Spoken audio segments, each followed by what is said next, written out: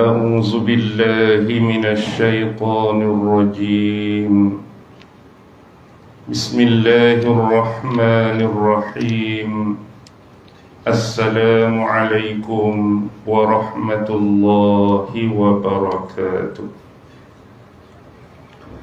الحمد لله رب العالمين وبه نستعين على أمور الدنيا والدين والصلاة والسلام على أشرف الأنبياء والمرسلين وعلى آله وصحبه أجمعين سبحانك لا علم لنا إلا ما علمتنا إنك أنت العليم الحكيم قال رب اشرح لي صدري ويسر لي أمري واحلل عقدة من لساني يفقه قولي اللهم يسر ولا تعسر اللهم صل على سيدنا محمد وعلى آله وصحبه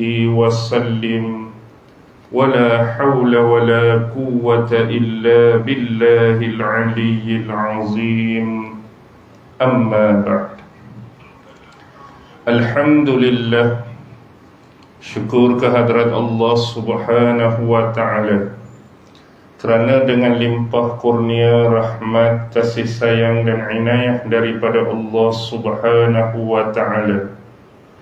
Alhamdulillah, malam ini sekali lagi kita sama-sama dapat dipertemukan oleh Allah. Dan mudah-mudahan pertemuan ini senantiasa beroleh rahmat, adanya barakah dari sisinya insya-Allah. Tuan-tuan, puan-puan, hadirin hadirat, muslimin muslimat yang dirahmati sekalian, berbekalkan masa yang ada, marilah sama-sama kita membaca, menghayati, merenung dan mentadabbur sambungan dua potong ayat yang difirmankan oleh Allah Subhanahu wa ta'ala di dalam suratul Kahfi, merujuk ayat yang ke-11 dan ayat yang ke-12. Firman Allah Subhanahu wa ta'ala ba'da a'udzu billahi minasy syaithanir rajim فَضَرَبْنَا عَلَى آذَانِهِمْ فِي الْكَهْفِ سِنِينَ عَدَدًا ثم بعثناهم لنعلم أي الحزبين أحصى لما لبثوا أمدا. Al-Kahfi ayat 11, ayat 12. Baik, di dalam ayat yang pertama Allah berfirman وَضَرَبْنَا عَلَى آذَانِهِمْ. Kalau kita nak terjemah sebiji-sebiji, seketui-seketui, maka kami pukul ke atas telinga-telinga mereka. Tapi sebenarnya yang dimaksudkan ialah kami telah tidurkan mereka dengan senyenyak-nyenyaknya. Fil kahfi, di dalam gua tersebut, sinina adada, beberapa tempoh tahun yang lama, yang banyak bilangan masanya. Baik, yang indah dan spesialnya pada ayat ini ialah Allah menggunakan kalimah memukul kepada telinga-telinga mereka untuk menggambarkan Allah menidurkan mereka dalam keadaan nyenyak, dalam keadaan pulas, dalam keadaan yang lena sungguh-sungguh. Baik, bila kita berbicara mengenai telinga, sebagai contoh, dalam konteks pemuda Ashabul Kahfi ini telah dihijabkan ataupun dipadamkan pendengaran mereka oleh Allah Subhanahu wa ta'ala untuk memutuskan perhubungan dengan dunia luar. Sesungguhnya sumber pendengaran kita ni akan jadi terencam. sumber pendengaran kita ni akan jadi bermasalah bila terganggu dengan hubungan-hubungan daripada dunia luar. Sebagai contoh, kalau kita nak tidur lena ni, kita memerlukan suasana yang sunyi, yang sepi, yang bebas dan jauh daripada gangguan-gangguan ataupun unsur-unsur bunyi. Contoh, kalau kita tinggal di kawasan lapangan terbang, baru nak lena sat, ada kapal terbang nak naik. Baru nak lena sat, ada kapal terbang nak landing. Lepas tu lalu pula kereta api ke contoh, tersedak pula. Lalu pula ambulans, wing, tersedak pula. Jadi unsur-unsur bunyi daripada luar bisa dan boleh mengganggu nyenyak dan tidurnya seseorang. Baik, bila sebut tentang pendengaran, Allah Subhanahu wa ta'ala memberikan kepada kita, antaranya yang boleh kita kaitkan ialah dua nikmat. Pertama, nikmat melihat, yang kedua nikmat mendengar. Dan ada sebahagian manusia yang Allah uji salah satu dan mungkin kedua nikmat ni Allah tak bagi pada mereka. Nikmat melihat Allah bagi mungkin, nikmat penglihatan Allah tak bagi, ataupun sebaliknya, ataupun dua-dua Allah tak bagi penglihatan dan pendengaran. Sebagai contoh, kita kata kalau orang tu Allah tarik nikmat mendengar, tuli. Bila kita kata dia ni tuli, adakah orang yang tuli ni tak ada cuping telinga macam kita hak boleh mendengar ni? Kita hak Allah bagi nikmat mendengar, ada cuping telinga. Orang hak tak ada nikmat mendengar, hak tuli, orang bercakap tak dengar apa tu, ada cuping ke tak ada? Ada juga. Cuping telinga ada, nikmat nak mendengar perkataan, nikmat nak mendengar bunyi, nikmat nak mendengar sesuatu, Allah tak bagi. Cuping tetap ada. Begitu juga nikmat penglihatan. Adakah orang yang buta ataupun tak mampu nak melihat dengan baik, tak ada biji mata dia? Ada, tapi tidak berfungsi. Sebab nikmat penglihatan tu sesuatu yang berbeza. Baik, bila sebut kalimah darabna ala azanihim, saya nak kaitkan dengan satu artikel. Artikel ni telah dibuat oleh salah seorang ulama kontemporer. Bila sebut kontemporer bermaksud apa? Ulama mutaakhirin yang hidup pada zaman kita. Dia ada buat satu kaitan ataupun kajian dengan pendengaran dan penglihatan. Contoh di dalam surah Fussilat.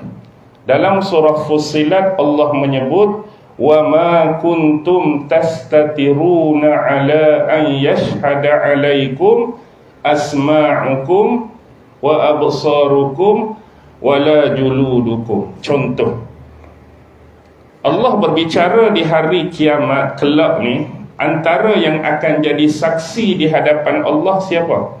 Pendengaran kita akan jadi saksi, penglihatan kita akan jadi saksi, anggota tubuh badan akan jadi saksi.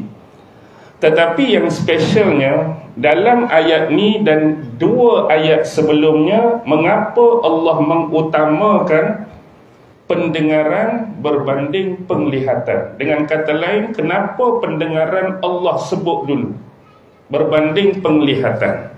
Baik, contoh, kalaulah ditakdirkan kita hak hidup lama ni dengan dua nikmat yang Allah bagi.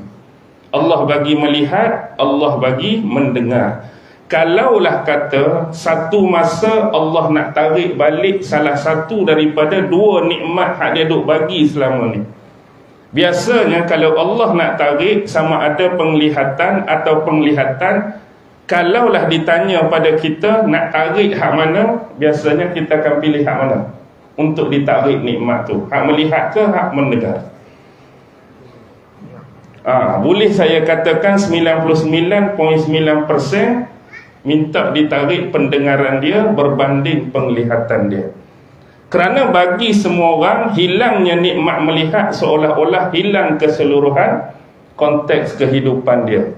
Hak sebelum ni boleh lihat, sebelum ni boleh tengok, hilang, gelap segala-galanya. Walaupun telinga dia mampu mendengar. Jadi rata-rata akan memilih, tak apalah kalau nak ambil balik, ambil hak mendengar. Tuli pun tak apalah, janji mata boleh lihat, janji mata boleh tengok. Walaupun hakikatnya kita hak sebelum ni hak boleh dua-dua ni, kalau slack satu tu pun dah jam sebenarnya. Walaupun tu paling ringan bagi kita daripada hilang mata, daripada banding hilang pendengaran ni. Contohlah kita kata kita tengok TV. Kebetulan malam ni pula malam perlawanan akhir World Cup. Pasukan sekian-sekian lawan pasukan sekian-sekian. TV rumah kita 100 inci. Konon-kononnya lah besar sungguh. Tapi sayangnya sound trouble.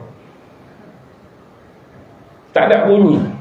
TV besar dah 100 inci. Buka-buka, alah jam pula suara. Wiring rosak ke apa ni.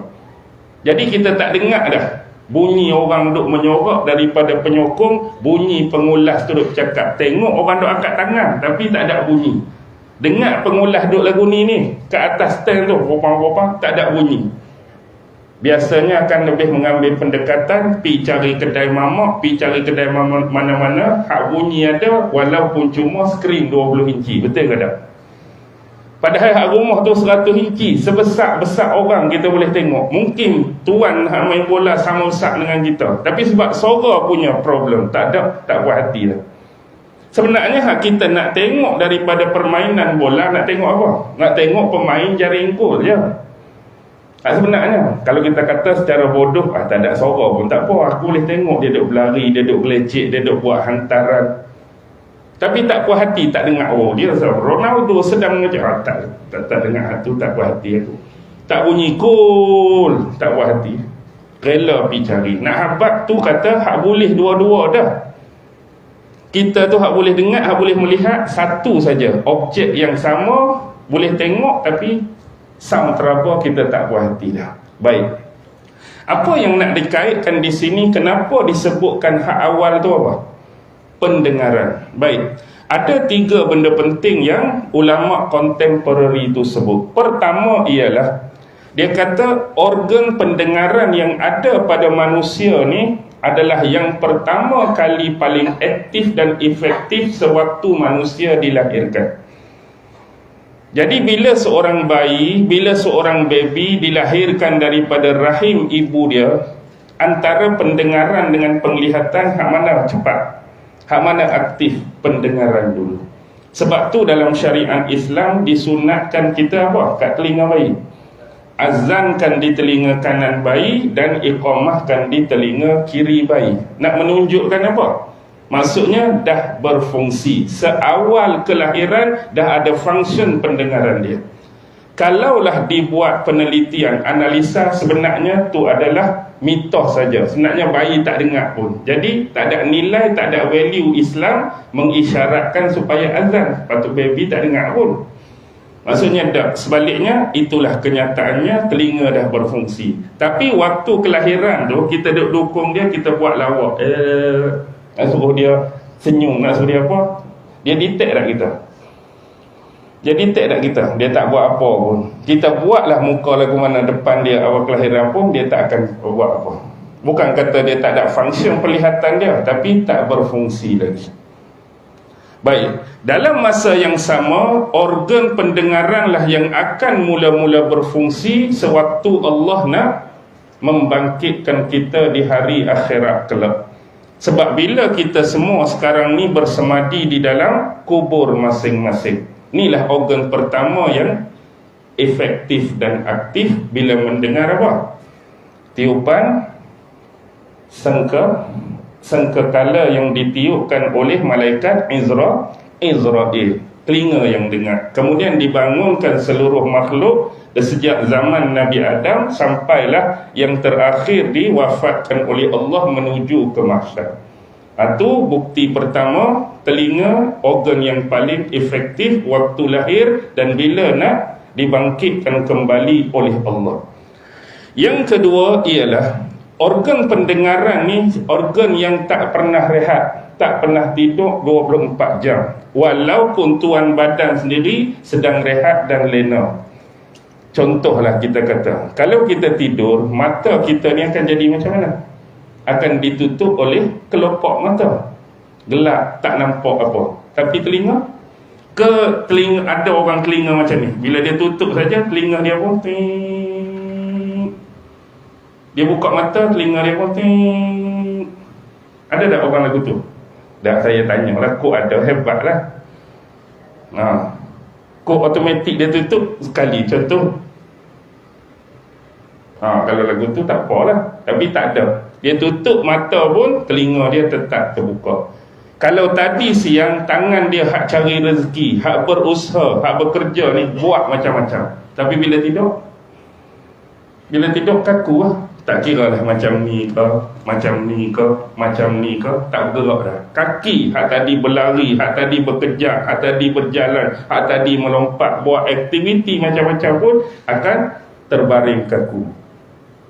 Contoh waktu tu kalau kita pergi buat muka jebik, keluar jelai lidah depan orang tidur tu, dia ada efek tak? Dia respon tak? Dia reflect tak? Tak ada. Sebab dia tak nampak dah kita. Dia lena tidur. Tapi cuba pi kat telinga dia, bangun. Bangun tak kawan tu? Bangun. Sebab telinga dia tak pernah tertutup. Apa kita panggil? Aktif 24 jam. Okey. Yang ketiga kita nak kaitkan dengan ayat ni. Sebab unsur pendengaran ni dia ada hubungan dengan dunia luar. Jadi bila ada hubungan dengan dunia luar, untuk menjaga keselesaan, kenyamanan tidur mereka ni biar betul-betul tidur, sebab tu Allah guna fadarabna ala azanihim. Kami pukul ke atas telinga mereka, bermaksud kami hijab, kami tutup sungguh pendengarannya. Tak mau bagi ada batu terjatuh ke terbangun, tak mau. Ada bunyi-bunyi ke yang menyebabkan terganggu tidur mereka ni. Sebab Allah nak tidurkan mereka dalam tempoh yang cukup lama.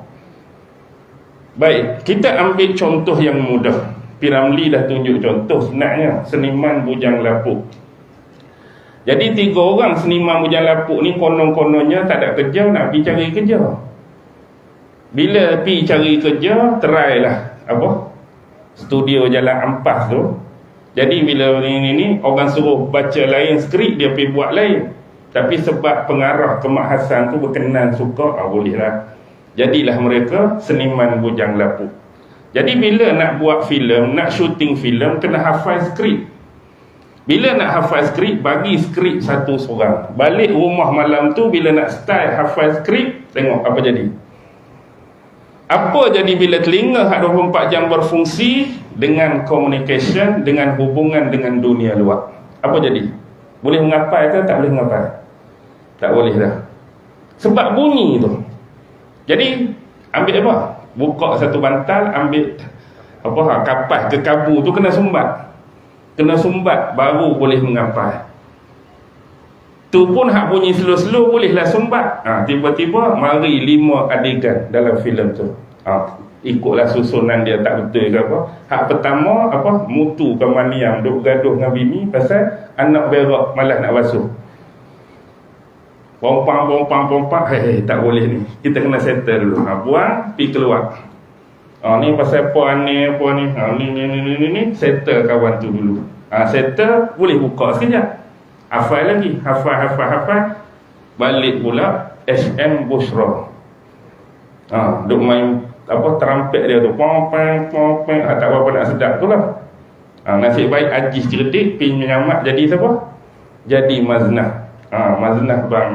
Buka pintu, serbu kawan tu, ikat tangan, ikat kaki, sumbat mulut apa semua, settle, keluar. Boleh buka sekejap. Lepas tu siapa pula? Lepas tu bergaduh laki bini tu hak kahwin muda, Kuswadinata ke apa. Bergaduh bini muda tu, rumah bini muda kan, bini tua mari serbu. Danlah aksi bergaduhan sikit, maksudnya kena berhenti, tak boleh. Settle hak tu, bahagian exhaust motor pula. Exhaust besi, exhaust buluh tu tak settle juga. Last sekali ejah-ejah sikit timing wiring, naik ke mana? Naik atas bumbung, settle. 4, satu lagi kat mana? Satu lagi isteri Pak Mak Tempe tu lah. Polis mari tengah malam, ketung tu nak abang hak tidur dah. Tapi nak abang hak tidur tu, bila orang kong terbangun juga, terganggu maksudnya setiap bunyi tu. Ni nak cari rumah Pak Mak Tempe. Baru cerita sound dia trouble kan. Tak apalah isteri mamak tempel, tak ada masalah lah. Boleh kait tu. Sang dia trouble. Kena ketuk kuat sikit. Nak habaq di sini poin dia ialah tidur kita ni akan terganggu. Akan efek sekiranya ada hubungan dengan dunia luar. Dan begitulah Allah lakukan kepada mereka. Allah tutup, Allah hijab. Baik. Bagaimana cara mereka ditidurkan oleh Allah? Tuan-tuan boleh tengok ayat 18 sebagai contoh. Ni halah ke depan lah, sebagai pengukuhan. Wa tahsabuhum ayqazan wa hum rukud. Kamu menyangka bahawa mereka tu sedap. Kamu menyangka ayqazan, mereka tu sedap, wa hum rukudun, sedangkan mereka tidur dalam keadaan pulas, nyenyak, lena. Kalau kita hari ni tidur mati. Tapi yang berbeza kenapa? Kerana waktu mereka ditidurkan oleh Allah, mata mereka terbuka. Tak macam kita biasa tidur tutup mata. Mata mereka dalam keadaan terbuka. Sebab tu dia kata kamu menyangka mereka tu sedap, tapi sedangkan mereka tu tidur. Allah tidurkan mereka dalam keadaan mata terbuka, dan Allah cuma hijab pendengaran dan telinga mereka. Sebab apa? Nak suruh hawa, nak suruh udara masuk dalam mata. Kalau tutup dalam tempoh 309 tahun, agak-agak apa jadi? Pada mata dan biji mata. Kemudian disebut lagi cara mereka tidur. Wa nuqallibuhum zatal yamin wa zatal shimal. Dan kami membolak-balikkan mereka sak ke kanan, sak mengiring ke kiri. Kenapa dibolak-balikkan tu? Sebab dalam gua tu dia ada dua lubang. Yang mana dua lubang ni boleh dan bisa dimasuki oleh cahaya. Contoh lagu mana? Bila matahari itu terbit, waktu pagi, cahaya matahari akan masuk ke salah satu lubang tu. Jadi bila cahaya tu masuk satu lubang, waktu tu Allah akan membalikkan mereka ke arah lain.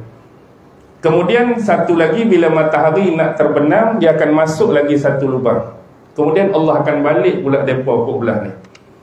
Tujuan dia apa? Untuk menjaga kulit mereka daripada rosak. Cuba tuan-tuan bayang, kalau kita ambil bukan orang ni, kita ambil pokok lah, kita pergi letak satu tempat yang langsung tak kena cahaya. Sebulan lah minta, apa jadi? Apa jadi kat pokok? Sebulan tak kena cahaya. Nak kata mati tu mungkin tak matilah. Dia jadi mungkin kering, daun pun kuning. Manusia kalau kita buat sama, makan KFC kita bagi, minum ais Starbucks kita bagi, tapi duduk dalam satu bilik yang langsung tak dimasuki cahaya sebulan. Ini 309 tahun, lagi lama. Cuma nak habaq sebulan, makan bagi, minum bagi, cuma cahaya tak kena satu cahaya pun. Agak-agak keluar nanti lagu mana rupa dia. Orang yang tak kena cahaya sebulan, mungkin kulit muka dia pun jadi berbeza, keadaan tubuh dia pun jadi berbeza. Ni kalau langsung 309 tahun Allah tidurkan, langsung tak masuk cahaya, tak kena kesan matahari, mungkin berbeza. Allah balik-balikkan mereka. Dan ada kepentingan. Kalau orang hospital ni, saya teringat dia ada satu istilah, dia panggil bed sore. Bed sore, inflammation dia panggil, inflamasi ataupun ulcer tekanan. Lagu mana? Ulcer tekanan ni dia akan beri kesan pada apa? Kesan pada kulit dan asas tisu. Sekiranya satu orang tu tidur dalam tempoh yang lama statik. Contoh bagi orang penyakit koma, bagi orang penyakit lumpuh, mungkin ambil 7 hari lebih dia duduk tempat yang sama, tak berbolak-balik lah maksudnya. Ni dipanggil bed sore. Bayangkan 309 tahun tak ada bolak-balik tadi, duduk setempat je, tekanan pada tanah lagi beratus-ratus tahun, agak-agak lagu mana kulit dia? Mesti rosak, mesti berlumut, mesti ada kesan-kesan yang tak sama. Macam kalau Allah balikkan mereka, tambah dengan menerima cahaya matahari tadi. Okey. Sebab apa? Sebab nak jaga mereka. Fil kahfi, dalam gua, sinina adada. beberapa tahun yang lama ataupun banyak tempoh bilangannya. Berapa tahun? Berapa tahun? Tengok ayat 25, walabisu fi kahfihim. Kami tinggalkan mereka dalam gua tu berapa? Salasami'atin sini wazdadu tis'a, 300 tahun dan ditambah dengan 9. Kalau ayat tu sebut kami tetapkan mereka dalam gua tu 309 tahun terus, siapa? Kenapa tak sebut lagu tu? 300 tahun lalu ditambah 9. Nak alam matematik nak suruh kita kira pula 300 tambah 9 jadi berapa? Kenapa tak sebut 309 tahun? Baik. Ini berkaitan dengan apa? Peredaran sistem matahari dan bulan. Kita manusia ni, sistem masa kita ikut peredaran antara dua benda ni. Ada sesetengah tempat, sesetengah negara, mereka memakai sistem pergerakan dan peredaran matahari.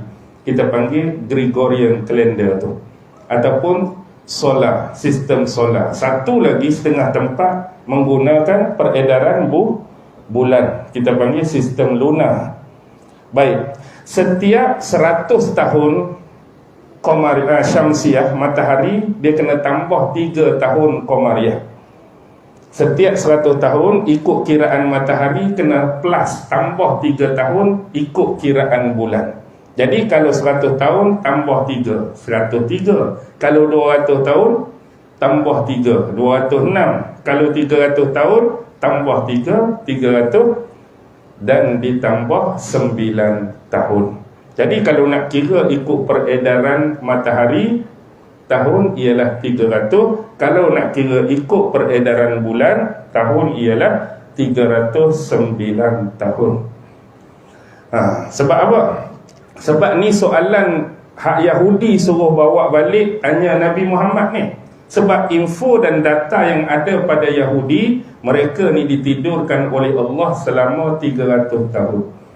Yang mereka ada info ikut kiraan matahari. Tiba-tiba Allah menerusi surah ni, ayat ni jawab 300 betul dah, plus 9 tahun. Nak apa? Seolah-olah Allah mengiktiraf kedua-dua sistem pengiraan, sama ada matahari dan juga bulan. Baik, seterusnya sambung tadi hak pendengaran sikit lagi. Bila kita libatkan pendengaran dengan penglihatan, kenapa tentang pendengaran Allah sebut dengan singular, mufrad, tapi penglihatan Allah sebut jamak, plural? Padahal telinga ada berapa? 2. Mata ada 2. Tapi untuk telinga Allah sebut singular. Sebab telinga memang tidak ada pilihan, mata ada pilihan. Contoh, bila kita melihat sesuatu benda, mata ni ada pilihan untuk melihat atau memilih untuk tidak melihat benda tu. Kita boleh pilih diri kita, hak punya pandangan, hak punya mata ni. Contohlah kata botol ni. Kalau saya suka untuk tengok botol ni, saya tengok. Kalau saya tak suka, saya boleh memilih untuk tidak melihat dia. Kita ada pilihan. Dan pilihan untuk tidak melihat tu sekurang-kurang 3. Pertama, saya tundukkan pandangan. Yang kedua, saya pejam kelopak mata saya. Yang ketiga, saya kalih pi ke belakang, tak nampak benda tu. Baik, telinga ada pilihan tak? Telinga tak ada pilihan. Sebagai contoh, kalaulah kita masuk dalam satu bilik, kita duduk dengan 9 orang yang lain, dan 9 orang ni semua orang yang kita tak suka, orang yang kita tak berkenan. Aku tak boleh lah tengok muka 9 orang ni, cukup tak berkenan. Kita boleh pilih 3 benda tadi. Kita pejam mata, dah tak nampak dia. Kita tunduk pandangan, dah tak nampak dia. Kita kalih ke belakang, dah tak nampak dia. Tapi kalau 9 orang bercakap, mampu tak telinga kita tutup daripada dengar 9 suara tadi? Duduk tempat yang sama. Tak mampu. Kita tak boleh. Tutup sekarang. Tak boleh. Mata memang kot lain dah, tak mau tengok muka dia. Tapi suara dia tu pun kita tak mau dengar, kena masuk juga. Kecuali kita kena belah daripada tempat tu. Sebab itulah pesanan dalam agama dan syariat, kalau kamu melewati tempat orang mengumpat, buat apa? Kabur daripada tempat tersebut, tinggalkan. Kalau selagi kamu duduk situ, aku bukan geng pengumpat, tapi aku nak duduk situ, kamu akan dengar perkataan mereka. Sebab telinga kamu tak boleh tutup. Walaupun aku di sini orang nak mengumpat, aku tak kenal muka siapa, aku tak tengok muka siapa, tapi saja nak duduk sini, telinga hang boleh tutup tak? Boleh kontrol? Tak boleh. Daripada mengumpat akan masuk juga. Cara terbaik, tinggal tempat tu, baru tak dengar. Dan satu lagi, mata ni untuk melihat sesuatu dia perlu ada wasilah, perantaraan. Apa dia? Cahaya. Kalau belah siang, mata kita nak melihat sesuatu ni kena ada bantuan cahaya matahari.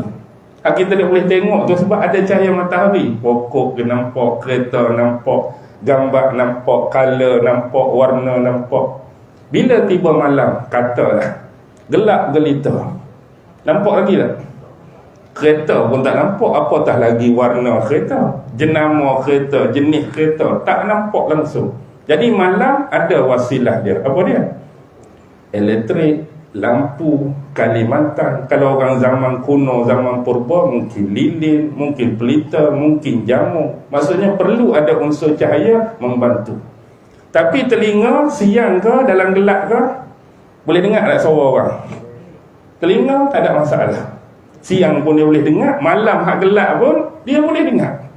Itulah sebab mengapa Allah mengutamakan menyebut pendengaran berbanding penglihatan yang akan jadi saksi di akhirat besok. Itu sebuah sedikitlah info tambahan.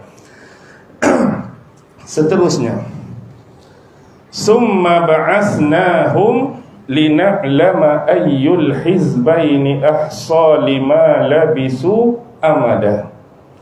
Kemudian ba'asnahum, kami bangkitkan mereka. Kami bangkitkan mereka. Dah Allah tidurkan mereka 309 tahun tadi, sampai satu waktu dalam takdir Allah, Allah menghendaki mereka ni dibangunkan kembali. Bila bangun tu, lina'lama ayyul hizbaini ahsa, untuk kami mengetahui atau untuk kami menguji siapakah di antara dua golongan di kalangan mereka ahsa, yang lebih tepat kiraan mereka, lima labisu amada, tentang berapa lamakah mereka berada di dalam gua tersebut. Jadi kali ini Allah bangkitkan mereka. Allah guna kalimah apa? Ba'asna. Biasanya kalimah ba'asa ni terkait dengan kebangkitan di hari akhirat. Sebab poin dia nak kait dengan hari akhirat. Nak suruh orang yakin, orang beriman, percaya kepada hari akhirat itu hak. Allah mampu selepas kamu dimatikan oleh Allah, Allah juga berkuasa dan mampu, ada kudrat nak membangkitkan kamu kembali untuk diberi pengadilan di hari akhirat. Jadi contoh seperti ini nak memberikan pengukuhan dan kekuatan serta iman kepada benda tersebut walaupun akhirat tu tak berlaku lagi. Contoh mereka ni berapa tahun? 309 tahun. Tiba-tiba bangun elok-elok. Tak ada masalah. Bila Allah berkehendak, bila Allah berkuasa. Selagi itu ada contoh lain. Nabi Allah apa? Kalau Yesus, Nabi Isa tu dianggap anak Tuhan oleh orang Kristian, yang dianggap anak Tuhan oleh orang Yahudi, Nabi apa? Isa Kristian, orang Yahudi anggap anak Tuhan, Nabi apa? Yang Allah cerita dalam Quran, dia ditidurkan selama 100 tahun, dimatikan selama 100 tahun, kemudian hidup balik. Nabi Uzair, yes, Nabi Allah Uzair. Tapi kalau cari dalam Bible atau tulisan Inggeris, dia sebut Ezra. Kalau jumpa Nabi nama Ezra, Ezra tu masalah punya lah version. Bukan version masalah, Nabi yang sama, cuma sebutan dia Ezra. Kalau kita Uzair bin Allah, Uzair tu anak Allah. Sebab apa orang Yahudi menganggap Uzair anak Allah? Sebab Uzair ni pernah dimatikan oleh Allah selama berapa? 100 tahun. Sekali dengan keldai hak dia tunggang masa tu. Jadi bila Allah hidupkan dia balik selepas 100 tahun tu, dia tengok keledai dia apa? Tinggal tulang dah. Kemudian Allah nak tunjuk tulang tu saling bertangkup satu sama lain, daging mari pak pak pak pak pak, macam Iron Man punya baju tu. Ni pun nak kena cari penyakit juga. Aku nak suruh orang faham, orang cerita faham lagu lain. Dia kata apa ni ustaz ni ceramah kuliah Iron Man, nak suruh faham lagu mana benda tu kan, baju Iron Man, faham tak? Tak mari nak jadi lengkap tu. Jadi mari daging, kemudian mari pula kulit, kemudian mari bulu-bulu, jadi hidup balik. Nak habaq ni belum kiamat lagi ni, tapi Allah nak membuktikan kekuasaan dan kudrat dia. Dia boleh hidupkan balik selepas satu makhluk dia tu dimatikan olehnya. Ni 100 tahun lama. Sebab tu bila Nabi Uzair hidup balik, orang Yahudi menganggap Uzair ibn Allah, Uzair ni anak Allah. Ini pun sama lah. Maksudnya 309 tahun tiba-tiba bangun balik. Ni tak dimatikan, cuma tidur. Cuma nak habaq tidur tu tidur yang special. Maksudnya kalau kita sungguh-sungguh tak ada mukjizat, tak ada kelebihan ni, tidur 309 tahun, kalau kata Allah tak matikan sekalipun, bangun lagu mana? Opa agak-agak. Opa kita lepas bangun 309 tahun. Kalau kulit ni tertinggal tulang saja, kalau hidup lagi pun hampir macam tengkorak dah lah. Dengan rambut pun tak ada dah pun. Tapi dia tu pentingnya sini nak bahas ni. Selepas kami bangunkan, bangkitkan mereka daripada tidur yang lama, kami nak uji mereka. Di antara dua golongan ni, di antara mereka siapa yang lebih tepat kiraannya. Maksudnya bila mereka bangun tu, mereka berselisih pandangan, berselisih pendapat tentang berapa lama mereka duduk dalam gua tu. Jadi disebut dalam ayat seterusnya tu, satu golongan sebut 1 hari. Satu lagi kata tak sampai sehari, lebih kurang separuh hari, setengah hari je kita duduk sini. Tengok, dua-dua pandangan mereka ni salah. Bukan sehari, bukan setengah hari, tapi hakikatnya dah 309 tahun. Tapi nak mengajar kita sesuatu di sini. Bukan sekadar Allah nak menguji mereka berselisih faham tentang lama mereka tu. Tapi penting pengajaran dan faedah untuk kita. Ni orang jahat ke orang baik ni? Orang jahat ke orang baik Ashabul Kahfi ni? Pemuda yang beriman, pemuda yang soleh, pemuda yang baik, pemuda yang menjaga akidah. Penting bagi kita faham menjadi normalisasi. Normal. Kalau orang yang beriman, orang yang baik, orang yang soleh pun boleh berbeza pandangan dan pendapat. Apatah lagi kalau orang alim dengan orang jahil, boleh lagi lah beza pendapat. Kalaulah orang berilmu dengan orang tak ada ilmu, standard lah berbeza pendapat. Kalau orang yang mengetahui dengan orang tak mengetahui, lagilah berbeza pendapat. Ni pun nak habaq, orang hak baik-baik ni, baru bangun tu dah berbeza pendapat. Normal manusia ni beza pendapat. Cuma nak mengajar pada kita, kadang-kadang manusia berbeza pendapat tentang apa? Mungkin ilmu dan pengetahuan yang dimiliki oleh mereka. Ni ada ilmu dan pengetahuan jenis ni, ni ada ilmu dan pengetahuan macam ni. Boleh berbeza pendapat. Ada orang berbeza pendapat mungkin atas pengalaman. Kalau lagu ni hujan ni hari ni ni pula kalau aku tak hujan ni kalau lagu ni. Atas pengalaman, tengok langit gelap ni. Ni kata tak hujan, ni kata hujan. Atas pengalaman boleh berbeza. Ada orang boleh berbeza kerana maklumat dan dapatan. Maklumat yang mereka terima, dapatan yang mereka ambil daripada mana, boleh berbeza pendapat. Contoh paling banyak selalu jadi bila aksiden. Bila aksiden, dua-dua ni bukan saksi utama aksiden pun, baru pi dua-dua. Hak orang terbarai tengah jalan dah. Pi tanya, pakcik tengok ada ni, siapa salah tu, motor ke kereta? Nampak gaya motor tu salah tu sebab potong. Dia duk sepatutnya tak boleh potong tu, motor salah. Dia terima hak pakcik tu. Mari pula kawan tu kok belah sana. Tanya pula makcik goreng pisang tu, makcik mana? Tu kereta salah laju sangat. Walaupun motor tu kita kata motong salah, jalan ni tak boleh laju. Dia dengar tu. Lepas tu dua ni bertemu kedai kopi. Hak ni dia kata siapa salah? Motor salah. Hak ni kereta salah. Sebab maklumat dia terima, hak ni motor salah, hak ni terima. Boleh salah. Kadang-kadang dia boleh salah melalui agakkan dan andaian. Macam ni agakkan dan andaian lah. Sebab bila dia bangun tu berasa standard, kalau tidur rasa lama ni hari ni. Kalau standard bangun kita faham lah, kita tidur lagu mana kan. Contoh kita tidur lepas zuhur, tiba-tiba bangun tu matahari nak jatuh. Agak-agak kita rasa berapa lama kita tidur. Tadi tidur lepas zuhur, bangun tu matahari nak jatuh. Dalam 5 jam lah kali tu, atau 4 jam pun kita berasa, kita tahu. Jadi sebab tu dia kata sehari penuh, satu lagi separuh hari. Sebab apa? Sebab Allah tak menunjukkan kesan lamanya mereka tidur tu. Sebab kalau Allah tunjuk kesan pada body dan fizikal mereka, pasti bukan tu jawapan dia. Bayangkan kalau kata dia ni muka macam saya, bukan muka macam saya, keadaan ni. Bayangkan 309 tahun, kalau muka lagu ni, misal saya duduk di mana ni, 309 tahun. Kalau Allah ubah fizikal tu ikut cara sebenar, agak-agak melerik sampai 309 tahun ni, nak apa ni? Melerik kot. Melerik sampai pintai tubuh tak tahu. Janggut ni, misal ni 309 tahun. Kemudian rambut hak hitam jadi apa? Jadi putih.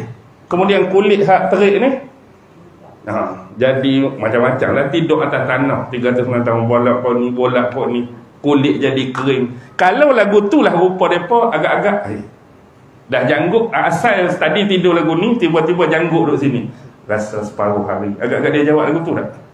Bila tengok janggut duduk sini dah, janggut sini lama mana dah aku tidur ni.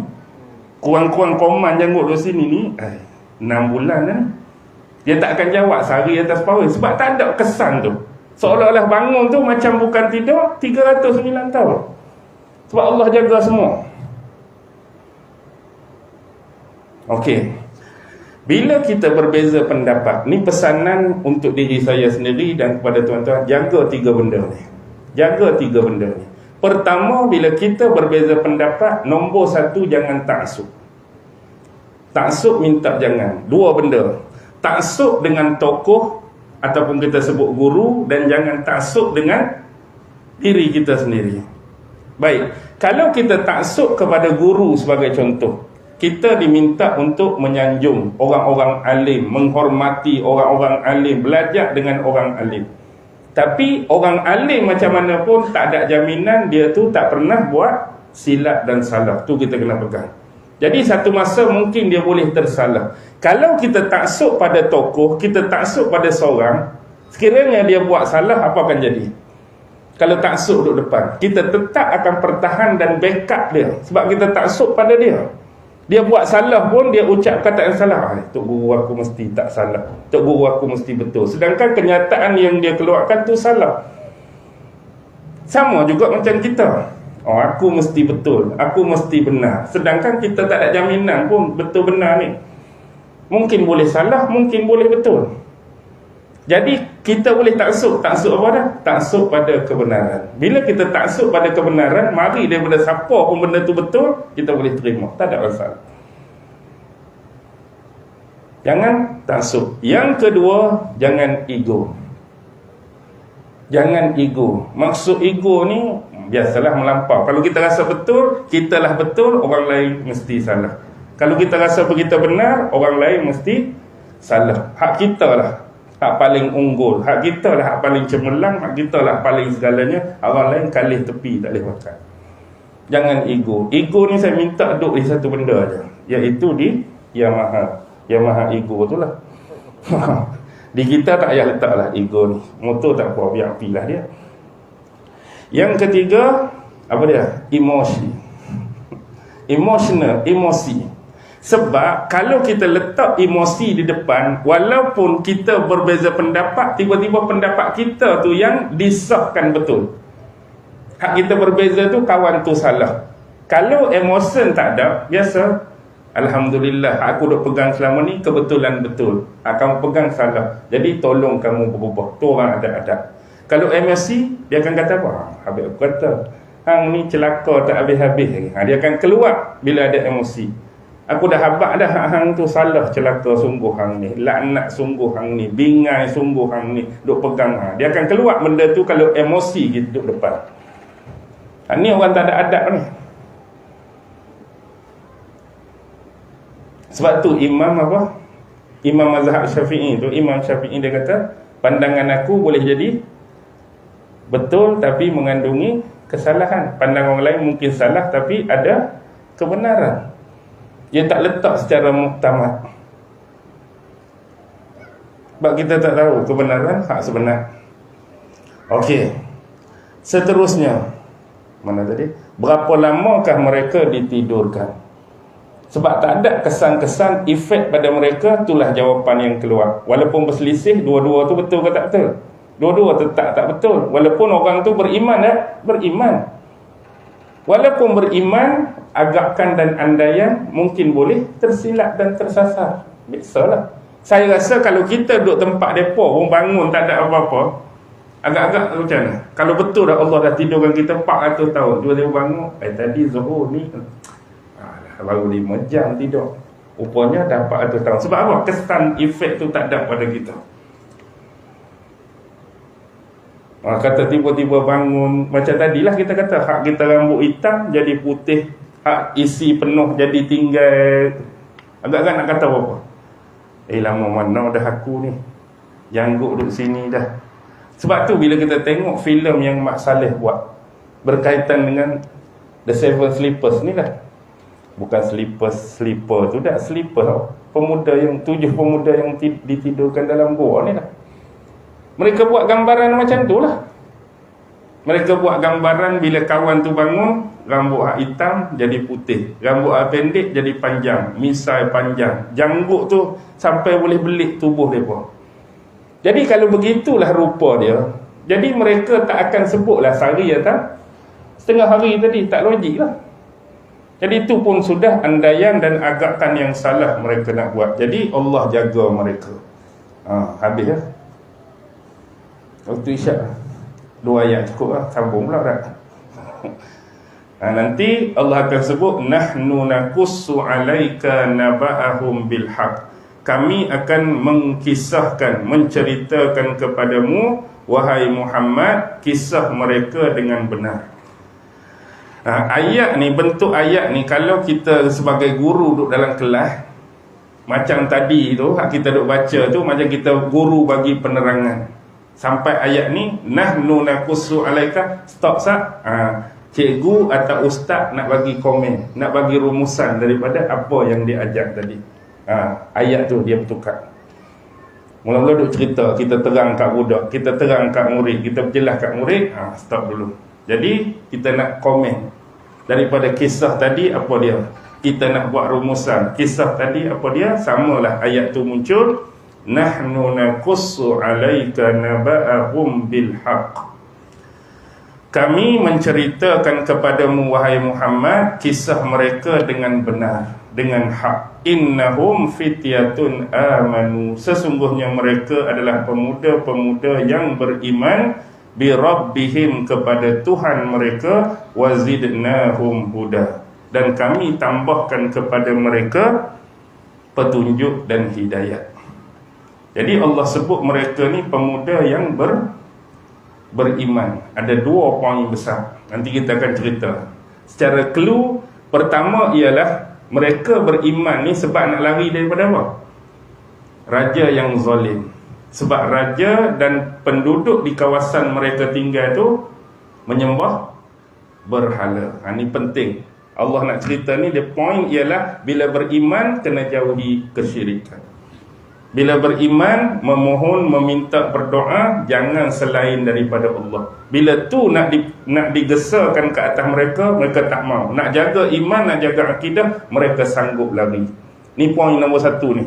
Bila bab keimanan, kita kena tolak unsur syirik. Yang kedua, pemuda. Bila sebut pemuda, ayat sebelum tu Allah dah bahas. Orang muda lah yang banyak terpalit, terkesan dengan unsur keduniaan. Orang muda lah, tengah muda, tengah kuat, macam-macam tengah-tengah akan mudah terpalit dengan glamour, dengan popular, dengan harta, dengan wanita, dengan jawatan. Semua tu orang tengah muda nak benda-benda tu. Jadi kalau benda tu datang melalui cara yang salah, cara yang silap, maka sebaliknya lah yang akan terjadi. Tapi pemuda ni bagi contoh, walaupun mereka ni anak pembesar-pembesar negeri pada masa tu, tapi iman lagi kami nak jaga. Tak apalah tak ada jawatan pun, tak apalah tak ada pangkat pun, tak apalah tak boleh duit pun, tak apalah tak boleh gaji pun, kami nak jaga akidah kami, sanggup lari walaupun tidur dalam gua. Nak jaga pemuda ni, hak paling senang nak kena play off. Hak paling penang nak terpengaruh dengan unsur keduniaan dan materialism. Kan Allah dah sebut tu, inna ja'alna 'alal ardi zinatan laha linabluwahum ayyuhum ahsanu amala. Kemudian wazidnahum huda, kami tambahkan petunjuk. Ni poin juga. Nak habaknya iman manusia tu boleh bertambah dan boleh berkurang. Boleh bertambah, boleh berkurang. Bukti memang betul iman kita ni bertambah dan berkurang. Sebab tu guru-guru kita di pondok dulu sebut apa? Iman kita ni, hak lemah ni macam apa? Macam tai kucing. Dia menisbahkan iman tu dengan tai kucing, bukan nak menghina iman tu. Dia nak sebut bentuk tai kucing tu. Nak tengok tai kucing? Pernah makan coklat celagi? Hak sekupang ada 3 biji, dia balut dengan plastik, ada gula tu. Kan dia besar, dia tempat kita pulas tu dia kecil. Lepas tu coklat tu lagi. Dia tai kucing lah, tengok tai kucing. Kan besar kecil, besar kecil. Bukan dia nak habak iman tu macam tai kucing menghina dah. Macam tai kucing tu kecil besar tu lah. Nak habak iman kita orang awam, iman kita orang biasa ni kadang-kadang kuat, tinggi, kadang-kadang low, rendah. Taing dia kuat kan. Taing dia kuat tu pegang tasbih tu berapa kali lah? 1 juta kali dah hari ni. Lepas tu 1 juta kali hari tu lah. Lepas tu 2 bulan tak sentuh tasbih pun. Taing dia lemah tu. Lepas tu bila pula nak kuat? Bulan depan. Sekali tu dia kuat kan. Dan nak habaknya dia ada naik turun. Dia memuncak. Hak naknya apa? Stabil. Adwamuha wa in qalla. Konsisten walaupun sedikit. Tu hak Nabi nak. Sikit tak apa, tapi kamu mampu buat hari-hari. Jangan ada time kuat, lepas tu tinggal langsung. Jangan ada time kuat, lepas tu tinggal langsung. Contoh kita kata, aku nak melazimi solat tahajud. Tak apa, 2 rakaat tiap malam pun. Jangan, rasa semangat tu, 400 tak. 400 rakaat. Lepas tu bila pula? Tak tahu, tahun depan pula. Sebab kena 400 tu padahal sadar tepi dinding. Sebab tengah kuat masa tu. Contoh lah tu. Nak suruh tuan-tuan faham. Ni pun kena faham juga ni. Pukul 9.10 lah. Boleh berhenti Boleh Wabillahi taufiq wal hidayah. Wassalamualaikum warahmatullahi wabarakatuh. A'udzubillahi minasyaitanirrajim. Bismillahirrahmanirrahim. Allahumma innaka ta'lam anna hazihil quluba qad ijtama'at ala mahabbatik والتقت على طاعتك وتوحدت على دعوتك وتعاهدت على نصرة الشريعة فوسق اللهم رابطتها وأدم ودها واهدها سبلها واملأها بنورك الذي لا يخبو واشرح صدورها بفيض الإيمان بك وجميل التوكل عليك وأحيها بمعرفتك وأمتها على الشهادة في سبيلك إنك نعم المولى ونعم النصير وصلى الله على سيدنا محمد وعلى آله وصحبه وسلم والحمد لله رب العالمين. الله أكبر.